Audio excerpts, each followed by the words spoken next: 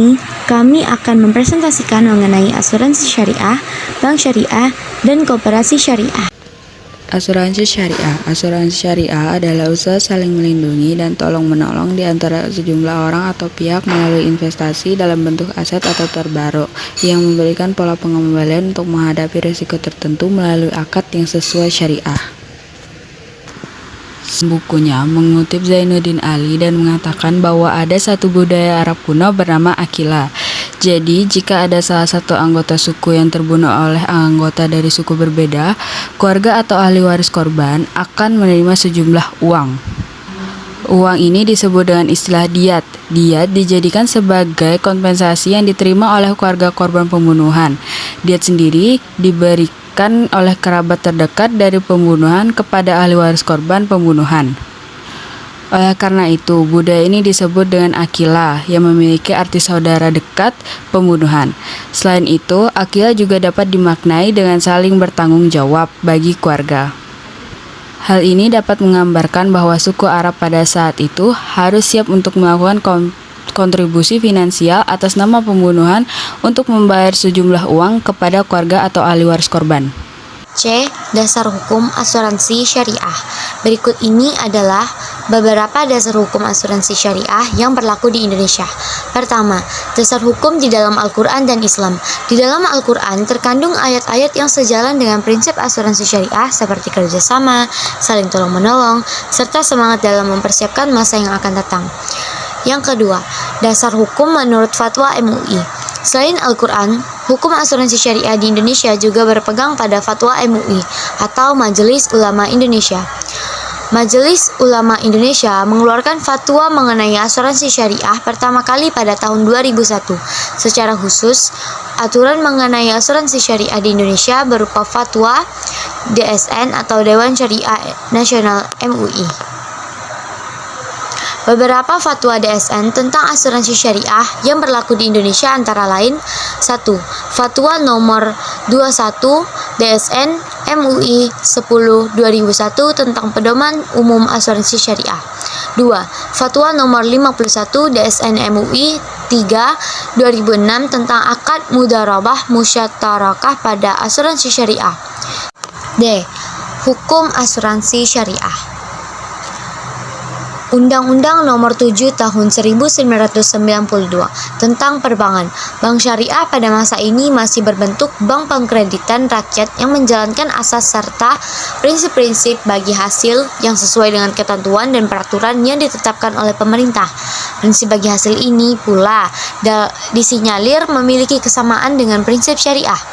Undang-Undang Nomor 10 Tahun 1998 tentang Perbankan. Pada landasan hukum ini diberikan penjelasan yang terelaborasi mengenai pengertian serta prinsip-prinsip bank syariah itu sendiri. Peraturan perundangan ini pula yang telah menjadi cikal bakal landasan hukum syariah yang cukup kuat. Undang-Undang Nomor 21 Tahun 2008 tentang Perbankan Syariah. Peraturan perundangan ini yang berupaya memberikan penjelasan komprehensif mengenai operasional bank syariah. Di dalamnya secara jelas diatur mengenai jenis-jenis usaha, ketentuan dalam melaksanakan prinsip syariah, penyaluran dana, kelayakan dalam berusaha, serta beberapa hal yang harus dihindari oleh sebuah bank syariah. Pengertian bank syariah melansir dari Otoritas Jasa Keuangan OJK, bank syariah adalah bank yang beroperasi sesuai dengan prinsip syariah yang mengacu pada syariat Islam dengan berpedoman utama kepada Al-Quran dan hadis. Terdapat dua jenis bank syariah, yaitu Bank Umum Syariah BUS dan Bank Pembiayaan Rakyat Syariah BPRS. Dasar hukum bank syariah. Adapun dasar hukum tentang bank syariah di Indonesia diatur dalam UU Nomor 7 Tahun 1992 tentang Perbankan, yang kemudian diubah dengan UU Nomor 10 Tahun 1998 tentang perubahan atas UU Nomor 7 Tahun 1992 tentang Perbankan dan UU Nomor 21 Tahun 2008 tentang Perbankan Syariah.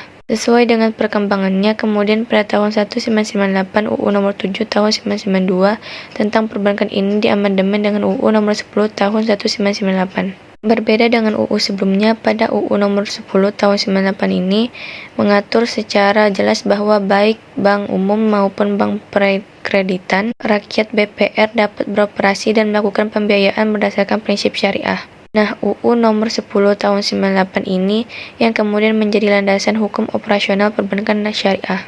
Selanjutnya pada tahun 2008 terbitlah UU nomor 21 2008 tentang perbankan syariah yang terdiri dari 13 bab dengan 70 pasal yang mengatur tambahan beberapa prinsip baru antara lain tentang tata kelola, corporate governance, prinsip kehati-hatian, prudential principles, manajemen risiko, risiko manajemen, penyelesaian sengketa otoritas fatwa, komite perbankan syariah, pembinaan dan pengawasan bank syariah. C. Perbedaan bank syariah dan bank konvensional. Bank syariah menggunakan syariah Islam yang berdasar atas Al-Quran serta hadis yang mana sudah difatwakan oleh MUI. Bank konvensional menggunakan hukum positif yang telah berlaku dan diakui di Indonesia. Bank syariah hanya menerima pengajuan pinjaman hanya dari jenis usaha yang halal. Bank konvensional menerima pengajuan pinjaman dari segala jenis usaha. Bank syariah memperoleh keuntungan serta mendapatkan kebahagiaan dan kemakmuran baik di dunia maupun di akhirat. Bank konvensional hanya berorientasi untuk memperoleh keuntungan semata. Keuntungan yang diperoleh oleh bank syariah melalui sistem bagi hasil. Sementara keuntungan yang diperoleh bank konvensional berasal dari bunga. Hubungan antara nasabah dan bank syariah ialah sebagai mitra. Sementara hubungan antara nasabah dan bank konvensional ialah sebagai kreditur dan debitur. 3. Koperasi syariah. A. Pengertian koperasi syariah. Koperasi syariah adalah lembaga keuangan mikro di Indonesia. Koperasi syariah pada dasarnya pengembangan dari konsep ekonomi Islam yang disebut syariah, terutama pada lembaga keuangan. Kegiatan usaha koperasi syariah meliputi simpanan, pinjaman, pembiayaan sesuai prinsip syariah, termasuk mengelola zakat, infak, sedekah, dan wakaf. B. Dasar hukum koperasi syariah.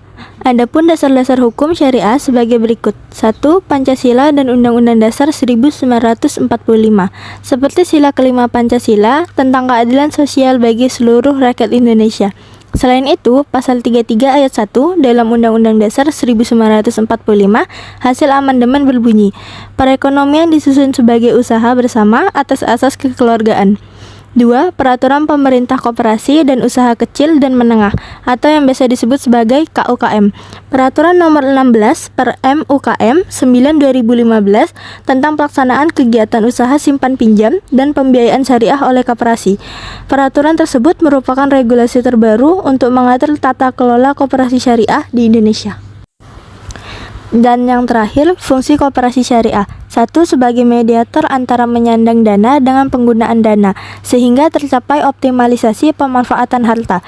2. Mengembangkan dan memperluas kesempatan pekerjaan. 3. Menumbuh kembangkan usaha-usaha produktif anggota. Sekian video ini kami sampaikan, semoga bermanfaat dan kurang lebihnya kami mohon maaf. Terima kasih. Akhir kata, wassalamualaikum warahmatullahi wabarakatuh.